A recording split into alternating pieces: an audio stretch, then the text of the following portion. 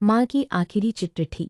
बारिश की हल्की हल्की बूंदें गिर रही थी। शहर की भागदौड़ में रहने वाला आरव कई साल बाद अपने गांव लौटा था। पिता का देहांत पहले ही हो चुका था और अब माँ भी इस दुनिया में नहीं थी।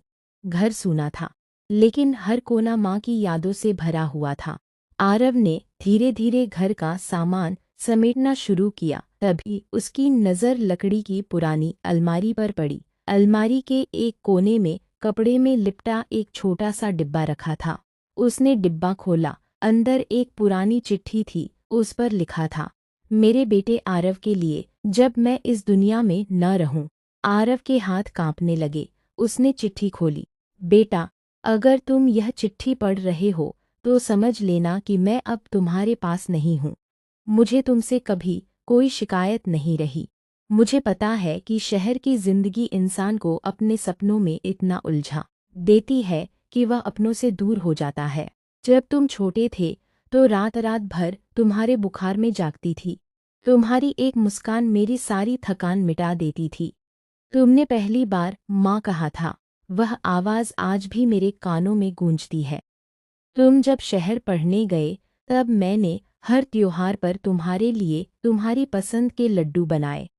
मुझे पता था कि तुम नहीं आओगे, फिर भी मैं इंतज़ार करती रही। लोग कहते थे कि तुम्हारा बेटा तुम्हें भूल गया है, लेकिन मैंने हमेशा कहा नहीं। मेरा बेटा बहुत अच्छा है, बस अपने सपनों को पूरा करने में व्यस्त है। बेटा, अगर कभी समय मिले तो इस घर में आकर 2 पल बैठ जाना। यहाँ दीवारों में भी तुम्हारा बचपन रहता है। और हाँ, मेरे जाने के बाद रोना मत। अगर सच में मुझसे प्यार करते हो तो किसी भूखे को खाना खिला देना, किसी बूढ़ी माँ की मदद कर देना। मुझे वही सबसे बड़ा उपहार लगेगा। तुम्हारी माँ। चिट्ठी पढ़ते पढ़ते आरव की आंखों से आंसू रुक नहीं रहे थे। उसे याद आया कि माँ हर रविवार फ़ोन करती थीं और वह अक्सर कह देता था, माँ, अभी मीटिंग में हूँ, बाद में बात करता हूँ। वह बाद में कभी नहीं आया। आरव ने उसी दिन फैसला किया कि वह गांव का घर नहीं बेचेगा। उसने घर की मरम्मत करवाई और माँ के नाम से एक छोटी सी रसोई शुरू की, जहाँ हर दिन गरीबों को मुफ्त भोजन मिलने लगा। गांव के लोग जब भी उस रसोई में खाना खाते, आरव को लगता जैसे उसकी माँ मुस्कुरा रही हों।